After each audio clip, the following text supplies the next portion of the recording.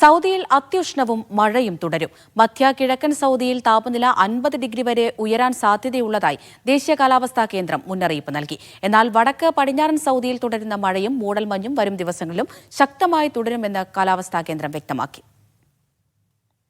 കിഴക്കൻ സൗദിയിലും മധ്യ സൗദിയിലും വരും ദിവസങ്ങളിൽ വേനൽച്ചൂട് വീണ്ടും ശക്തമാകുമെന്ന മുന്നറിയിപ്പ് നൽകി ദേശീയ കാലാവസ്ഥാ കേന്ദ്രം.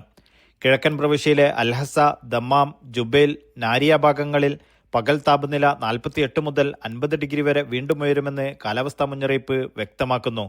മദീനയിലും തബൂക്കിന്റെ തീരപ്രദേശങ്ങളിലും താപനിലയിൽ ഗണ്യമായ വർധനവും പ്രതീക്ഷിക്കുന്നുണ്ട്. എന്നാൽ വടക്ക് പടിഞ്ഞാറൻ സൗദിയുടെ വിവിധ ഭാഗങ്ങളിൽ തുടരുന്ന മഴ വരും ദിവസങ്ങളിൽ വീണ്ടും ശക്തമാകും. Najran, Riyadh, Al-Qassim, Al-Jouf, Jizan, Asir, Al-Baha, Mecca എന്നീ പ്രവിശ്യയുടെ ചില ഭാഗങ്ങളിൽ ഇടിമിന്നലോട് കൂടിയ മഴയ്ക്കും ആലിപ്പഴ വർഷത്തിനും സാധ്യതയുള്ളതായും കാലാവസ്ഥാ കേന്ദ്രം അറിയിച്ചു. Naushad Irikkur, media 1, Dammam.